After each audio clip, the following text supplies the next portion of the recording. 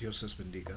Vamos a leer Juan capítulo 4, 1 a 11. Y este título es Pídele a Jesús el Espíritu Santo, pues así nunca más volverás a tener sed.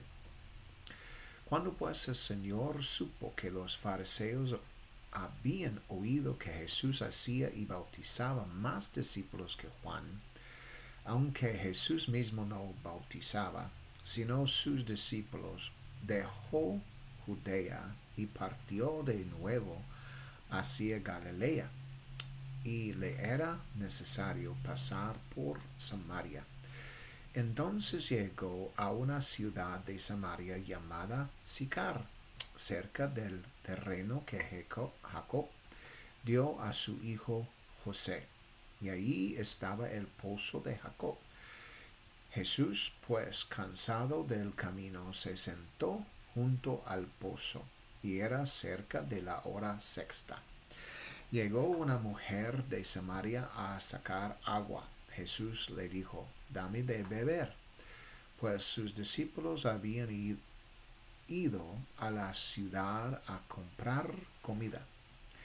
Entonces la mujer de Samaria le dijo, ¿cómo es que tú, siendo judío, me pides de beber a mí, que soy mujer de Samaria? Porque los judíos no tienen trato con los samaritanos. Jesús respondió y le dijo, si conocieras el don de Dios y quién es el que te dice, dame de beber, tú le habrías pedido a él y él te habría dado agua viva. La mujer le dijo, Señor, no tienes con qué sacar agua, y el pozo es hondo. ¿De dónde pues tienes esa agua viva? Vamos a leer de nuevo versículo 1 que dice, cuando pues el Señor supo que los fariseos habían oído que Jesús hacía y bautizaba más discípulos que Juan, aunque Jesús mismo no bautizaba, sino sus discípulos. Había un aspecto en todo esto. Jesús se percató de que los fariseos habían reparado en las cifras. Los bautismos realizados por Juan eran menos numerosos que aquellos llevados a cabo por los discípulos de Jesús, aquellos allegados a él, a quienes les había conferido la autoridad o el permiso para bautizar. Por consiguiente, uno de los hechos es que Jesús, en su condición de hombre, debió haber instruido a sus propios discípulos para que bautizaran a las personas que deseaban recibir el bautismo. Sin embargo, en lo que respecta a Juan el Bautista, Jesús, nuevamente en su condición humana, no le dio ninguna instrucción directa. Por el contrario, fue de Dios de quien Juan el Bautista recibió la información y el mandato de bautizar a la gente. Así pues, Juan debió haber sido instruido por Dios acerca de cómo y por qué bautizar. Dios le proporcionó las razones para hacerlo y le explicó que aquello servía para preparar al pueblo para algo mayor, el día de Pentecostés, momento en el que el bautismo cambiaría para realizarse en el nombre de Jesús, y el Espíritu Santo sería derramado sobre el pueblo, dando inicio a la era de la iglesia. ¿Por qué decidió Jesús marcharse? Quizás no deseaba toparse con ellos ni tener que responder a las preguntas de los fariseos respecto a los bautismos. De este modo, evitó ser interrogado. Tal vez los fariseos habrían cuestionado a Jesús acerca de los dos tipos de bautismo, intentando incluso sembrar discordia entre ambos. En cualquier caso, él evitó ser objeto de interrogatorios o cuestionamientos en relación con Juan y probablemente también en lo referente al hecho de que sus propios discípulos estuvieran bautizando a la gente. Es cierto, tal como se afirma en el texto, que fueron los discípulos quienes realizaron los bautismos. Por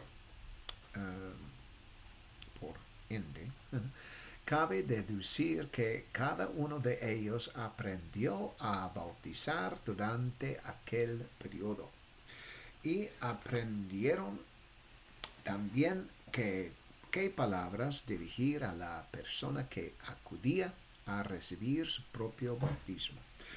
Lo más probable es que Jesús mismo les enseñara a bautizar, a sumergir a la persona y les indicara qué palabras exactas debían pronunciar para que el bautismo fuera válido. Probablemente se tratara de las mismas palabras que Juan el Bautista dirigía a los bautizados, e incluso es posible que recitarán junto a la persona una oración de arrepentimiento. Debido a los milagros y demás prodigios que Jesús había realizado, surgió en el pueblo el deseo de ser bautizado. Sin duda es posible que surgieran interrogantes al respecto y que los discípulos, al igual que Jesús, hicieran hincapié en la importancia del bautismo. Si bien resulta curioso que en los discursos que Jesús dirigía al pueblo no se haga mención alguna a dicho sacramento. Dado que tantas personas acudían para ser bautizados, incluso Juan el Bautista realizaba bautismos, cabe preguntarse por qué no se hace mención alguna de ministerio relacionado con el bautismo. El tema se plantea en el discurso de Pedro el día de Pentecostés, pero no antes de Pentecostés de esa manera. Sin embargo, eran muchísimas las personas que eran bautizadas por los discípulos de Jesús. Por ello, resulta un misterio cuando surgió entre ellos la cuestión del bautismo, pues tal hecho no aparece registrado. Los autores de los evangelios no hacen mención de ello, lo cual resulta cuanto menos interesante. Además, Juan el Bautista no profundiza realmente en el asunto. Simplemente afirma que él sí bautiza, y de hecho muchísimas personas habían acudido para ser bautizadas por Juan. Versículo 3 dice: salió de Judea y partió de nuevo hacia Galilea. Otro interrogante que surge es si los discípulos de Jesús realizaban bautismos únicamente en Judea, dado que es allí donde se menciona tal actividad. Sin embargo, debió de haber bautismos también en Galilea, aunque tampoco se hace mención de ello.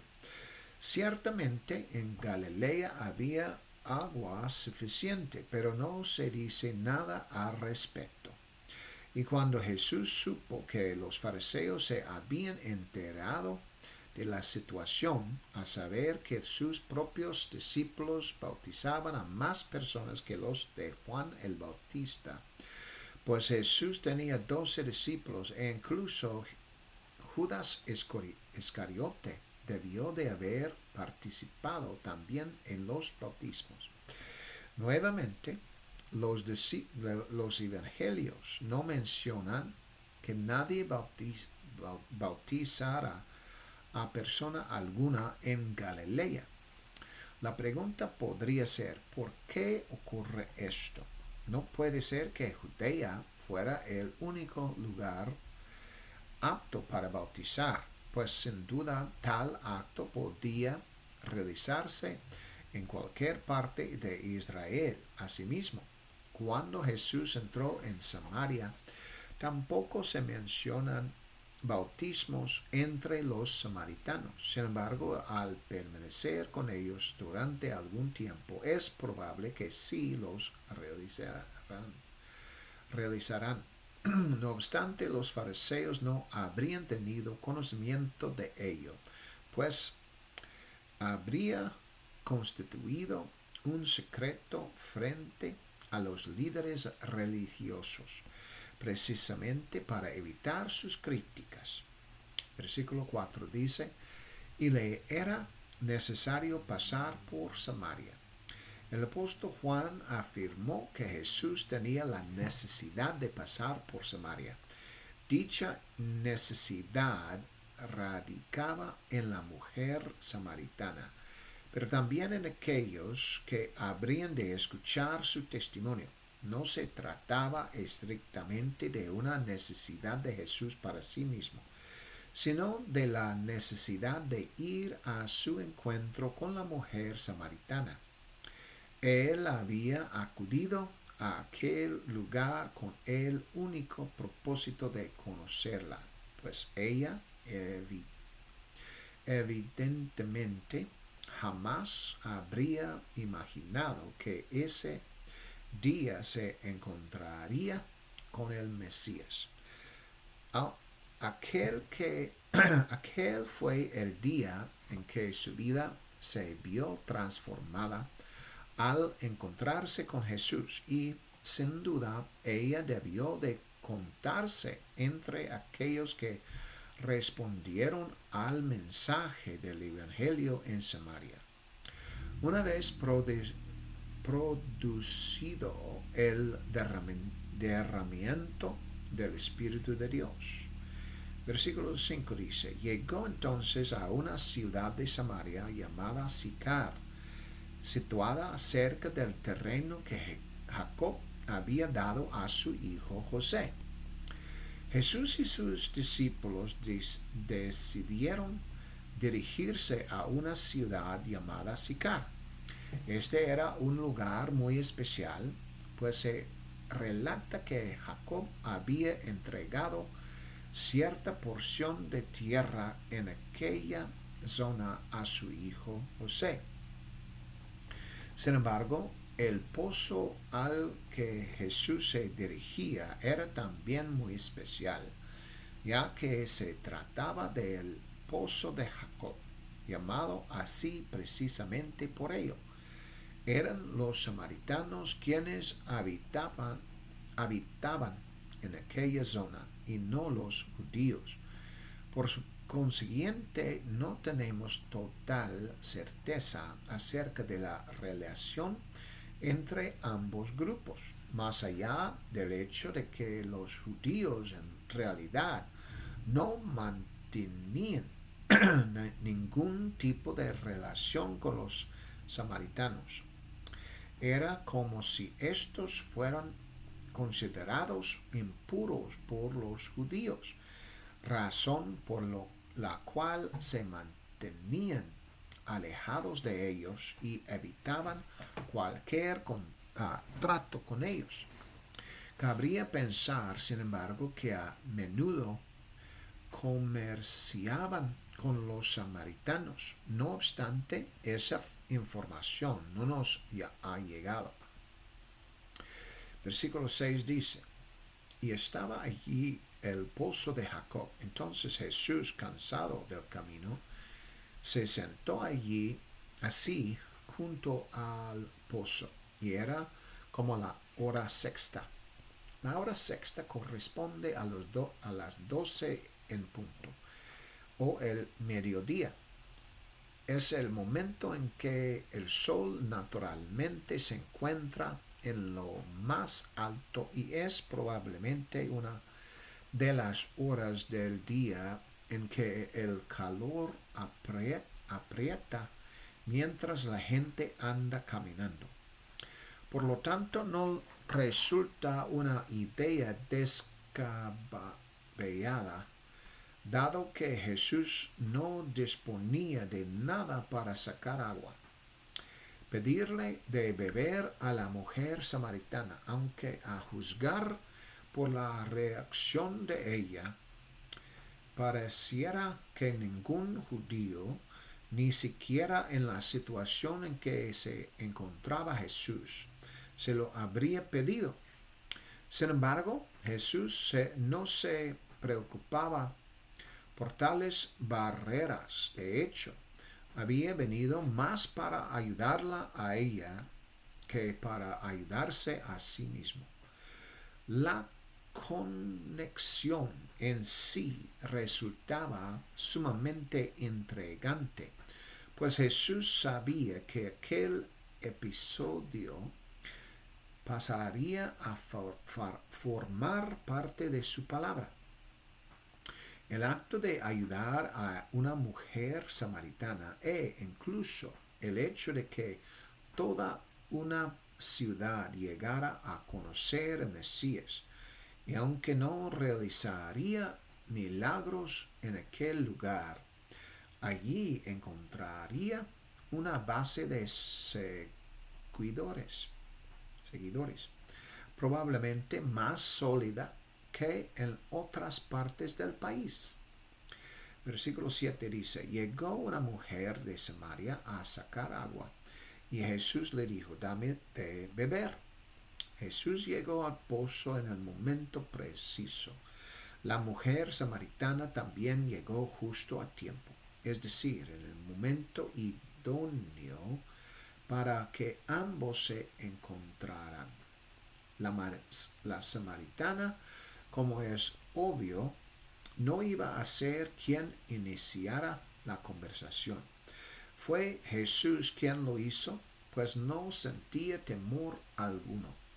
Él recurrió a algo que resultaba bastante evidente y que debería haberlo sido también para ella. Sin embargo, ella, en cierto modo, se las ingenió para recordarle las normas y costumbres judías, a las cuales él pertenecía. No obstante, Jesús estaba decidido a trascender esas costumbres con el fin de poder llegar hasta ella. A veces resulta necesario dejar de lado ciertas costumbres para que se produzca un avivamiento espiritual propiamente dicho. El propósito era revelarse a sí mismo como aquel a quien debían buscar, el Mesías. Y sin embargo, incluso después de que él se marchara, es probable que surgieran numerosas interrogantes entre los samaritanos acerca del papel de Mesías. ¿Qué haría él? ¿Cuál sería su propósito? Probablemente más adelante se enteraron de su muerte y posteriormente de los demás acontecimientos ocurridos en Jerusalén. El derramamiento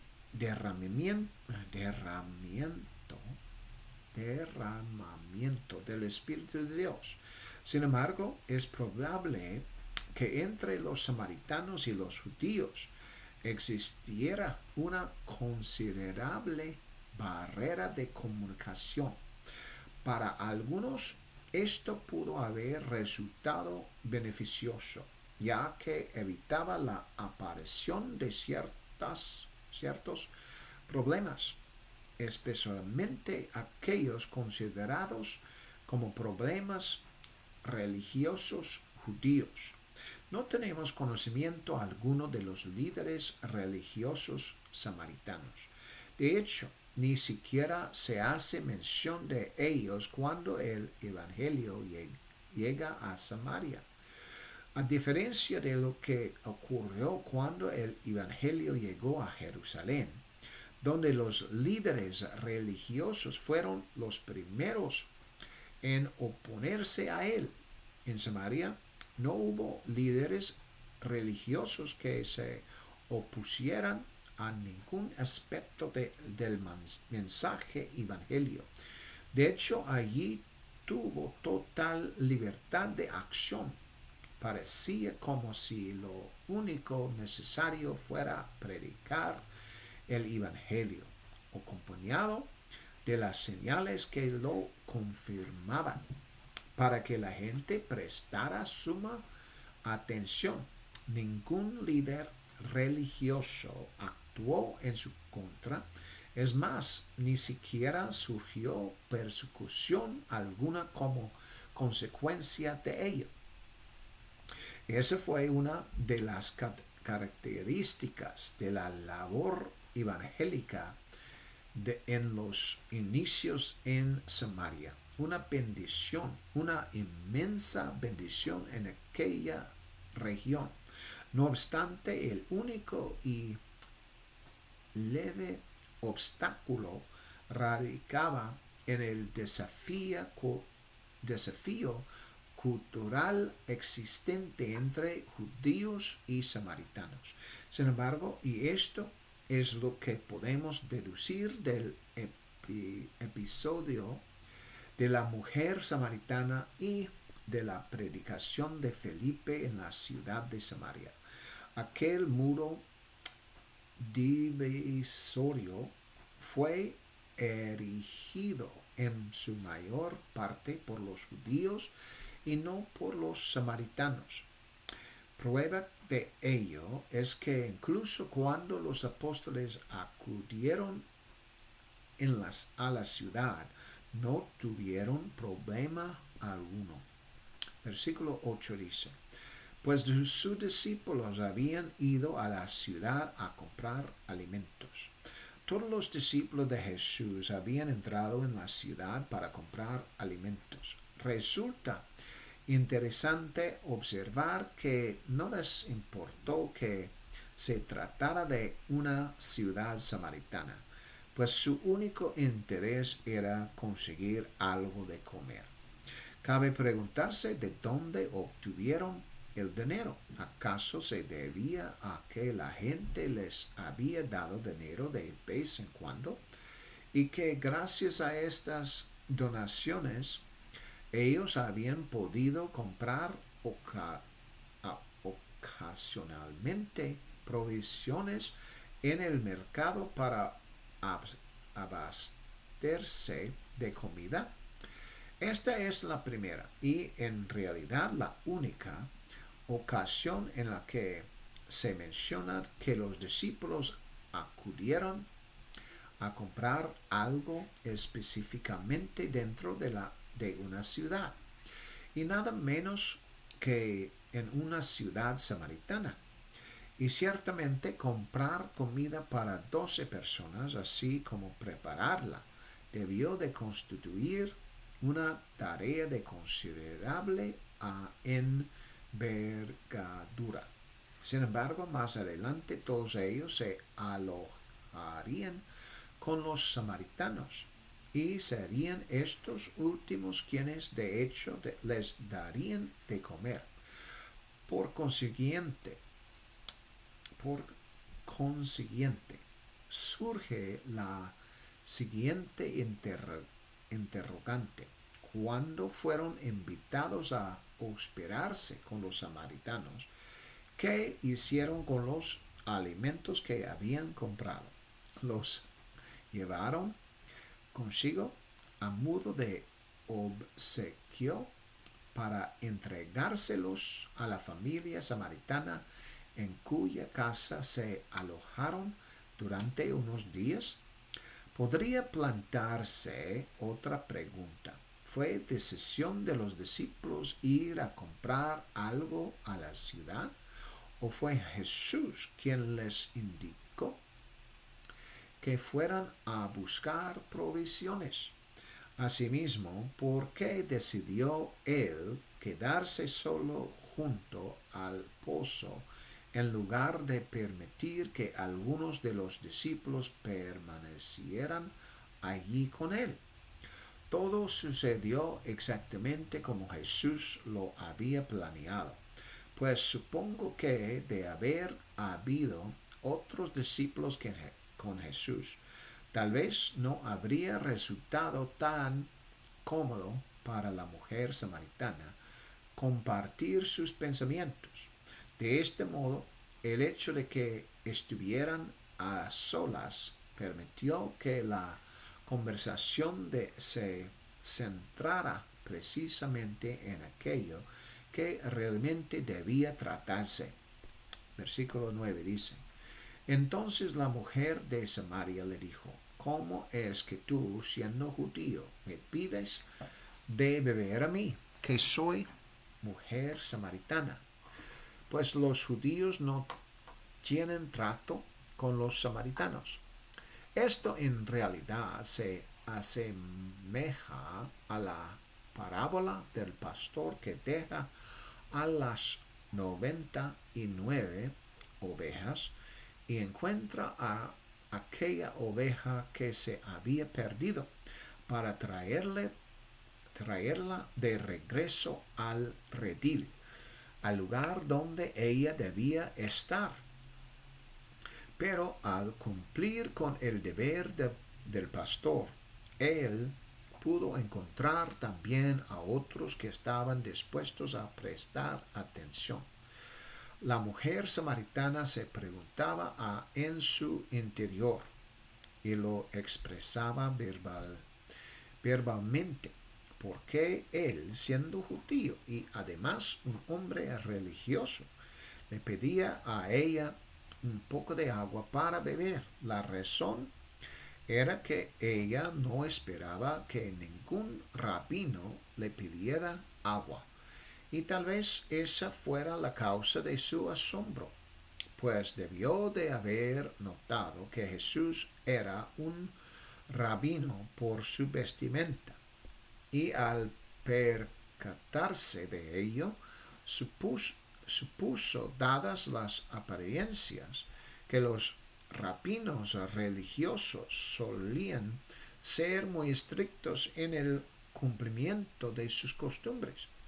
Quizás incluso pensó que un judío común y corriente podría haberle pedido de beber, pero no un rabino, pues eso debía de ser algo sumamente inusual. Por consiguiente, ella le planteó la situación con cierta rigidez, tal como lo habrían hecho los judíos, casi con un tono de reproche. Sin embargo, la verdad es que ella terminó aceptando todo lo que Jesús le dijo y lo atesoró en su corazón, pues, por así decirlo, su propia vida quedó al descubierto ante él. Frente a otros seres humanos, tenemos la posibilidad de ocultar ciertos aspectos de nuestra vida, pero ante Jesús, dado su divinidad, por supuesto, no tenemos esa posibilidad, pues Él lo conoce todo.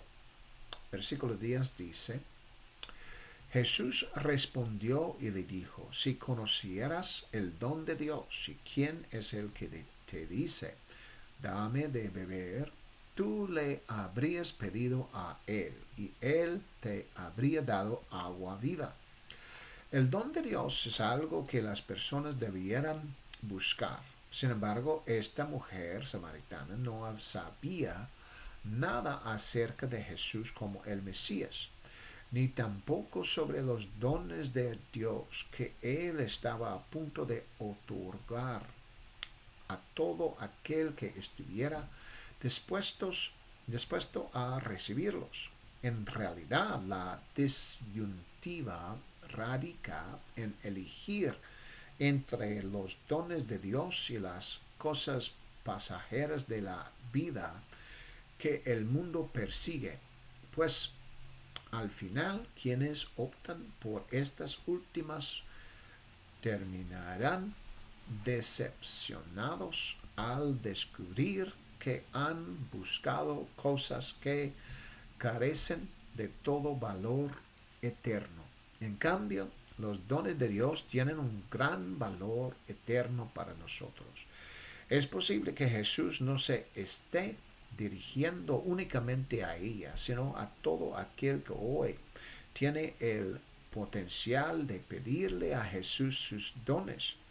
No obstante, Jesús había hecho mención de algo que era de suma importancia para ella, el don del agua viva, la recepción del Espíritu Santo. Jesús le había dicho, si conocieras el don de Dios y quién es el que te dice, en otras palabras, cualquiera podría hallarse en su misma situación, pues tal vez desconozcan el don o los dones de Dios. Sin embargo, este en particular, el don de beber del agua viva, es para salvación. Y según afirmaba Jesús, la persona debía pedirse a Él y Él se lo concedería. Jesús le habría dado a ella esa agua viva, de modo que en la vida venidera ya no volvería a sentir sed jamás. No obstante, cuando uno es arrojado al lago de fuego o incluso al infierno, tal como descubrió el hombre rico, a quien Jesucristo utilizó también como ejemplo, se experimenta sed. De hecho, era un sed tan inmensa que superaba con creces cualquier cosa que él hubiera experimentado mientras vivió en la tierra. Lázaro, quien padeció mucha sed durante su vida terrenal, ya no experimentaba sed alguna mientras se hallaba en el paraíso. Los únicos anhelos persistentes eran los del hombre rico, deseos que jamás se cumplirían en el futuro. Él continuaría por toda la eternidad albergando esos mismos deseos, pero con una intensidad mucho mayor, sin que estos llegaran a ser satisfechos jamás. En cambio, Lázaro nunca más volvería a tener sed ni hambre, ni sentiría ninguno de los dolores que había padecido mientras vivió en la tierra. El don de Dios para el día de hoy reside en el hecho de que las personas pueden recibir el regalo del Espíritu Santo. Ese Espíritu Santo proveerá vida. Hará que uno ya que no vuelva a experimentar sed, pues se trata de esa agua viva de vida que Jesús nos ofrece. Y Jesús le había prometido a la mujer samaritana que nunca más tendría que regresar al pozo de Jacob, puesto que jamás volvería a sentir sed. Jesús estaba hablando de la eternidad. Eso es lo que Jesús ofrece a la humanidad. La certeza de que en la eternidad uno ya no tendrá que padecer sed. Por el contrario, uno podrá beber de esa agua viva, el Espíritu Santo, la cual brindará a todos una saciedad inagotable. En el cielo, cuando las personas logran cruzar al otro lado, habiendo sido fieles a Él, no experimentarán sed, dolor, enfermedades, hambre ni padecimientos de ninguna clase. Más bien serán liberadas de todas aquellas cosas de la vida que causan daño o sufrimiento a las personas. La vida está en Jesús. Él ofrece la mejor vida. Versículo 11 dice, la mujer le dijo, Señor, no tienes con qué sacar agua, y el pozo es profundo. ¿De dónde pues tienes esa agua viva? Una cosa es cierta, la mujer samaritana parecía sentir un gran respeto por Jesús en su calidad de rabino, aunque es posible que estuviera poniendo a prueba su reacción al mencionar la costumbre existente entre los judíos y los samaritanos. Sin embargo, ella señaló que él no tenía con qué sacar agua, mientras que ella sí lo tenía, tal como había observado. Mencionó que el pozo era profundo. Pero Jesús no se refería al pozo de Jacob. En segundo lugar, Jesús no necesitaba sacar el agua, pero ella sí deseaba obtener esa agua viva.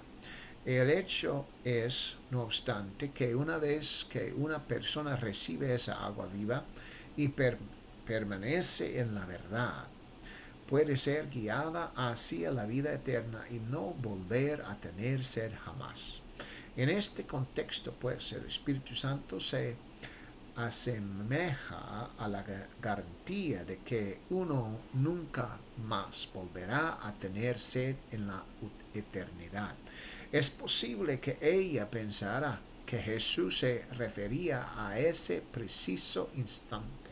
Sin embargo, Jesús se refería a la recepción del Espíritu Santo en el futuro de ese momento, pues este aún no estaba disponible para ella y posteriormente en la vida venidera, a la ausencia total de sed. No obstante, ella cuestionó cómo podía Jesús poseer esa agua viva, pero esta habría de llegar en forma de espíritu y no en la forma humana en la que él se encontraba en aquel momento mientras hablaba con ella. Amén. Y eso es Juan 4, 1 al 11. Pídele a Jesús el Espíritu Santo, pues así nunca más volverás a tener sed. Claro que en el siguiente vida. Amén. Que Dios les bendiga en el nombre de Jesús. Amén.